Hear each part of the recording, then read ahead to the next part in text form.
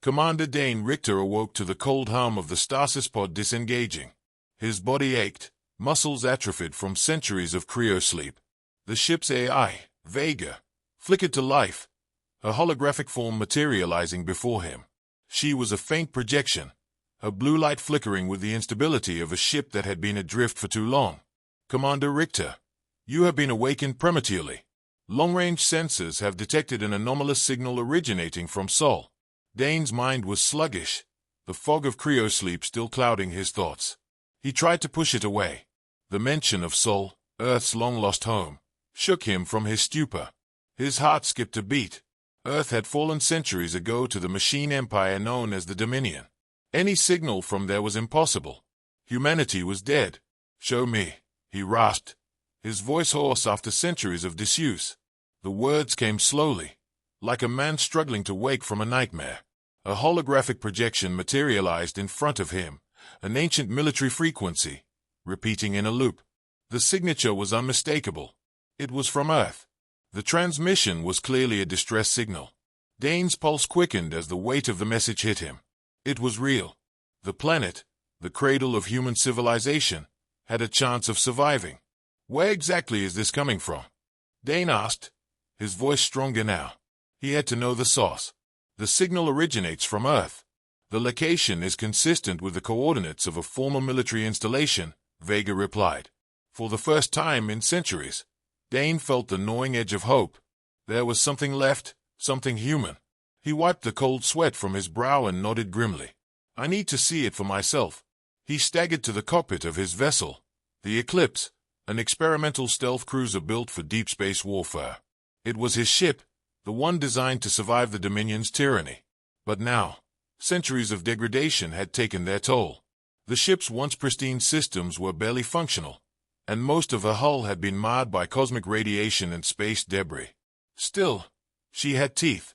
"Vega, how long have I been under?" Dain asked as he settled into the pilot's seat, running his fingers across the aged controls. "Estimated time in cryo, 243 years, 8 months, 16 days, Vega's voice responded. The fact that the ship's AI was still operational after so long was a small miracle in itself. 2.5 centuries. A lifetime, lost. "Earth's gone," Dain muttered to himself, staring at the distant stars outside the cockpit. The human race had crumbled under the Dominion's rule. His generation was supposed to have been the last. But the signal, it couldn't be a coincidence. Initiating course correction to Sol, Dain ordered, forcing himself to focus. He needed to know what was left of Earth. There was no turning back now. As the Eclipse slowly adjusted course, Dain's thoughts swirled. The Dominion had razed Earth and every human colony. Dain's mission had once been to fight, but now the only goal left was survival. Earth, however, might still be the key. If the Dominion had missed something, if Earth had something hidden away, he had to find it. He had to try. But they weren't the only ones who had noticed the signal. The klaxon blared suddenly, a sharp screech that jolted Dain upright in his seat. The lights flickered, and Vega's voice was tinged with urgency. "Dominion interceptors inbound. Estimated time to intercept, 2 minutes." Dain swore loudly, slamming his fist on the console. The Dominion had been monitoring deep space for any sign of humanity, hoping to erase any lingering pockets of resistance. If they found him now, the last hope for humanity would be obliterated. His heart raced. He rapidly activated the Eclipse's cloaking field, but it was weak. The system, like the ship itself, had been degraded over time, and the energy reserves were insufficient for a full shield. The holographic camouflage flickered, failing to mask their presence entirely. "Vega, divert all power to hyperflux drive. We need to punch through." The ship's engines hummed as Dain activated the thrusters, the stars around them blurring with the sheer speed. They had one shot at this. "Warning, Dominion plasma fire incoming," Vega warned, but it was too late. The first plasma bolt exploded against the Eclipse's hull, sending a shudder through the ship. Dain gritted his teeth and spun the ship into a sharp evasive maneuver, narrowly avoiding the second round of plasma fire. The ship groaned, but it held together. With the interceptors closing in, Dain had no time to waste. He engaged the hyperflux drive. The ship surged forward, the world around them stretching as they punched through space-time, the hyperflux field tearing a hole in reality. The stars outside morphed into lines as they accelerated toward Earth. Dain's breath hitched as he beheld Earth for the first time in centuries. It was a sight he would never forget, a home so familiar, yet alien. The once blue oceans and green continents were now a desolate wasteland. The scars of the Dominion's attack were everywhere. Vast swaths of the planet's surface had been burned to ash, entire cities erased, the land barren. But there was a pulse, a faint glow beneath the planet's surface, the distress signal. It was stronger now, almost as if it was calling him. Dain's mind raced. Could there really be something left on Earth? Something to fight for? He steered the Eclipse closer, diving toward a massive crater in the northern hemisphere. From the data he'd gathered, the source of the signal seemed to be an ancient military installation buried beneath the remnants of Fort Terra, a site once vital to the planet's defense. Landing the Eclipse in the shadows of the crater, Dain activated the ship's camouflage once more, keeping them hidden from view. They had to move fast. If the Dominion found them, it would be game over. He disembarked, his boots crunching against the ash-covered ground. Every step felt like walking on a graveyard. He fought back the emotion clawing at his chest. There was no time for grief. Inside the ruined base, Dain found something impossible. A cryopod, still active. Its systems whirred faintly, and a low hum filled the room.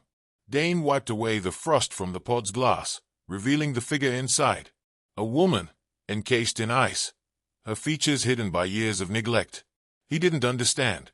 Why was there still a cryopod functioning? What did it all mean?